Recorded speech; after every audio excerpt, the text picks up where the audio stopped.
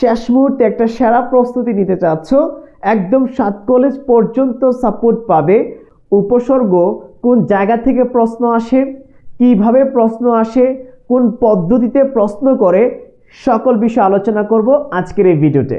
দেখতে পাচ্ছ আমার সামনে কিছু উপসর্গ আছে, সেইগুলো একটু খেয়াল করি, প্রত্যেকে একটু বড় করে নিই, সুবিধা হবে দেখতে।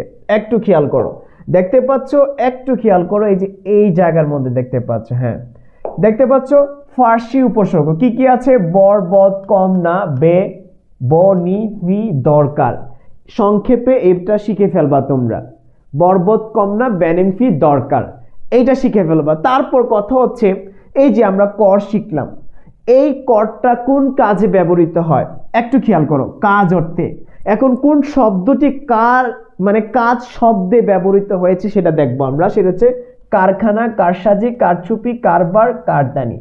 এখন পরীক্ষায় কোন সিস্টেমে প্রশ্ন আসে জাস্ট একটু দেখার চেষ্টা করো। পরীক্ষায় দিতে পারে তোমাকে এই কারখানার কার কোন জাতীয় উপসর্গ, এটা কি বাংলা, ফার্সি, আরবি, উর্দু, সংস্কৃত, কোনটা হবে? সো উত্তর হবে ফার্সি, কার উপসর্গটি, ভালো করে খেয়াল করো।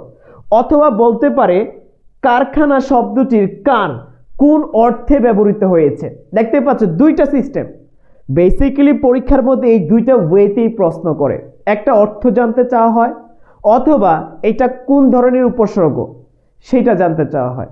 সো এই দুইটা সিস্টেমেই পরীক্ষা আসবে, সুতরাং তোমাকে অর্থটাও জানতে হবে এবং কারখানার কার এটা কোন উপসর্গ সেটাও জানতে হবে।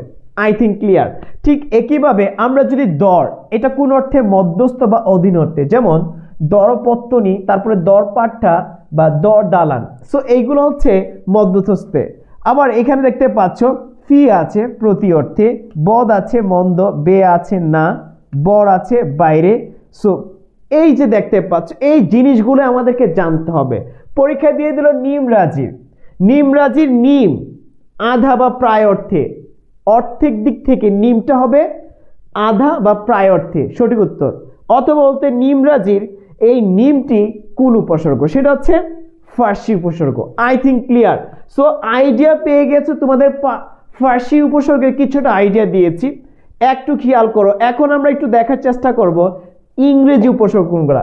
হেড, সাব, হাফ, ফুল, চারটা আছে ইংরেজি উপসর্গ, এই চারটা শিখে নিবা, রাইট? সো যে কোনো একটা দিতে পারে, যে দিতে পারে যে হাফ হাতা অথবা হাফ টিকিট, হাফ টিকিটের হাফ কোন উপসর্গ, এইটা মাথায় রাখতে হবে, রাইট? এটা সিম্পল পারবা, বাট আমাদের সমস্যাটি হয় এই যে আরবি খাস আমলা গড়, এটা মুখস্থ করো সংক্ষেপে, আম খাসলা গড় বা খাস আমলা গড়।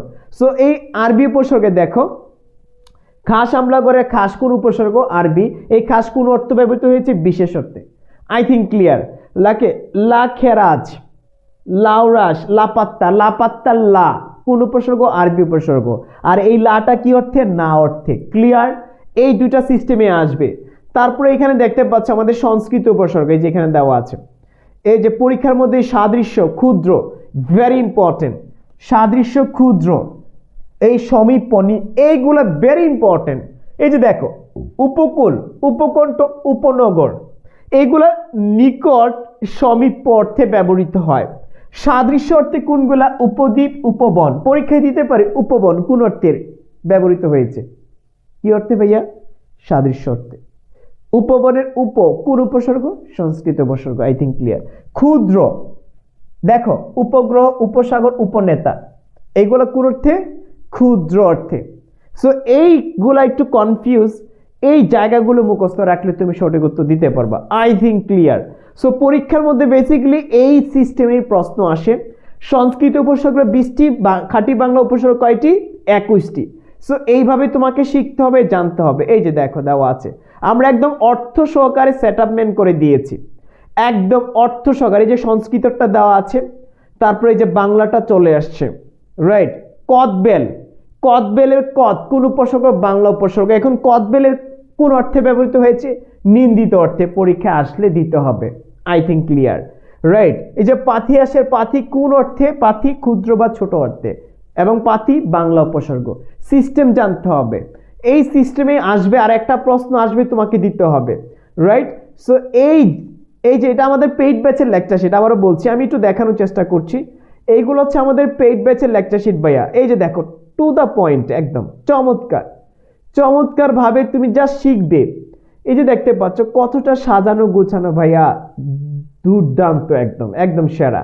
সো যারা যারা যুক্ত হয়ে যাবে আমাদের পেইড ব্যাচে, ইনশাল্লাহ আমি আবার বলতে চাই, যারা যারা যুক্ত হয়ে যাবে আমাদের পেইড ব্যাচে, তোমরা অসাধারণভাবে শেষ মুহূর্তের ভর্তি প্রস্তুতিকে গুছিয়ে নিতে পারবে, কারণ আমরা সেরা কিছু দিব তোমাদেরকে, টু দ্য পয়েন্ট, জাস্ট পড়বে, কমন আসবে ইনশাল্লাহ। সময় ক্ষেপণ করিও না, যুক্ত হয়ে যেও একটা সুন্দর গোছানো প্রস্তুতির জন্য। শেষ মুহূর্তে উস্তাদের মার শেষ রাত।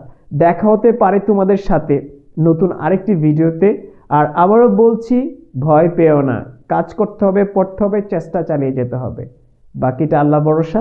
আমরা আছি তোমার প্রস্তুতিকে গুছিয়ে দেওয়ার জন্য। লাইফে অনেক কিছু করেছো, দেখো না শেষ পর্যন্ত চেষ্টা করে ট্রাই করে আমাদের সাথে কিছু একটা করতে পারো কিনা। ভালো থাকবে, সুস্থ থাকবে, এখনই সময় নষ্ট না করে ফোন দাও আমাদেরকে, পেজে মেসেজ দাও।